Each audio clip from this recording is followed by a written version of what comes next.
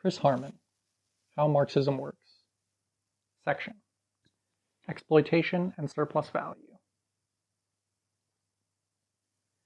In slave and feudal societies, the upper classes had to have legal controls over the mass of the working population.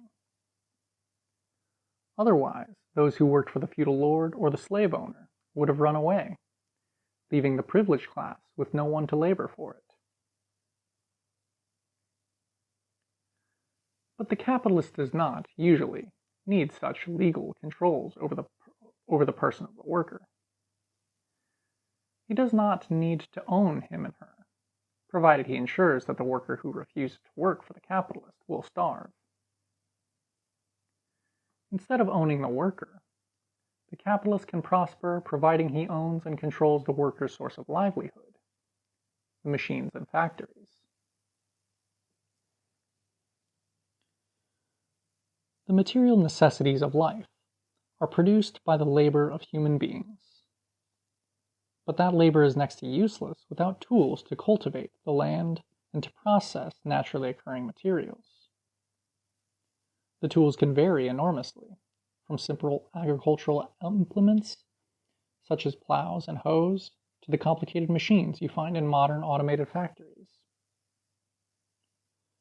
But without the tools, even the most highly skilled worker is unable to produce the things needed for physical survival. It is the development of these tools, usually referred to as the means of production, that separates modern human beings from our distant ancestors of the Stone Age. Capitalism is based on the ownership of these means of production by a few people. In Britain today, for instance, 1% of the population owns 84% of the stocks and shares in industry. In their hands is concentrated effective control over the vast majority of the means of production. The machines, the factories, the oil fields, the best agricultural land. The mass of the population can only get a livelihood if the capitalists allow them to work at and with those means of production. This gives the capitalists immense power to exploit the labor of other people, even though in the eyes of the law, quote, all men are equal.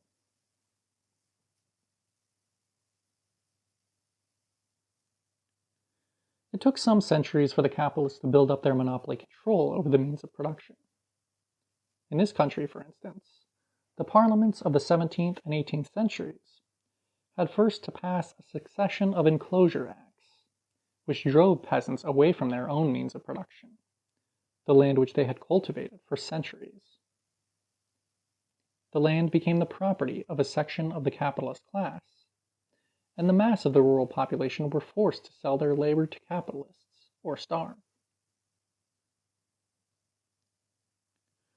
Once capitalism had achieved this monopoly of the means of production, it could afford to let the mass of the population enjoy apparent freedom and equality of political rights with the capitalists. For however, quote, free the workers were, they still had to work for a living.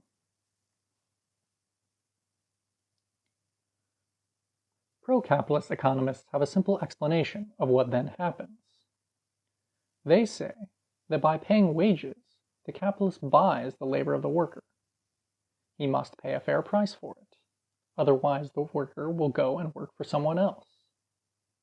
The capitalist gives a, quote, fair day's wage. In return, the worker should give a, quote, fair day's work. How then do they explain profit?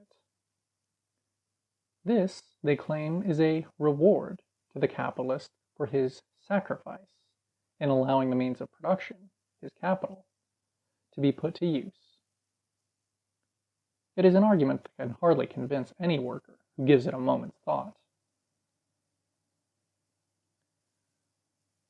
Take a company that announces a net rate of profit of 10%. It is saying that if all the costs of all the machinery, factories, and so on that it owns 100 million pounds, then it is left with 10 million pounds of profit after paying the wages, raw material costs, and the cost of replacing the machinery that wears out in a year. You don't have to be a genius to see that after 10 years, the company will have made a total profit of £100 million, the full cost of its original investment.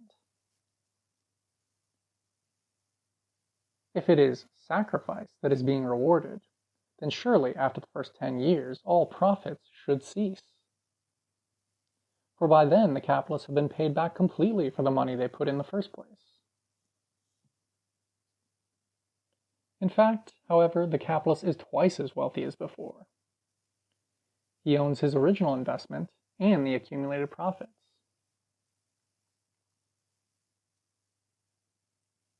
The workers, in the meantime, have sacrificed most of their life's energy to working 8 hours a day, 48 weeks a year in the factory. Are they twice as well off at the end of that time as at the beginning? You bet your boots they're not. Even if a worker saves assiduously, he or she won't be able to buy much more than a color television set, a cheap central heating system, or a second-hand car. The worker will never raise the money to buy the factory he or she works in.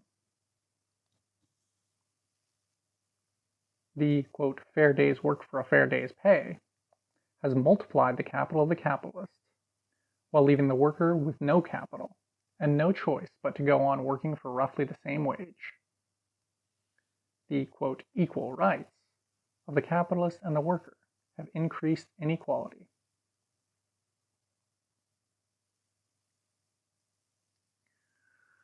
One of Karl Marx's great discoveries was the explanation for this apparent anomaly. There is no mechanism that forces a capitalist to pay his workers the full value of the work that they do. A worker employed, for example, in the engineering industry today might create 400 pounds of new output a week. But that does not mean he or she will be paid that 400 pounds sum. In 99 cases out of 100, they will get paid considerably less.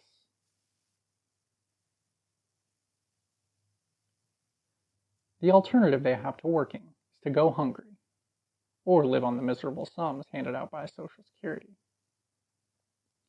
So they demand not the full value of what they produce, but rather just enough to give them a more or less acceptable living standard. The worker is paid only enough to get him to put all his efforts, all his capacity for work, what Marx called his labor power, at the disposal of the capitalist each day.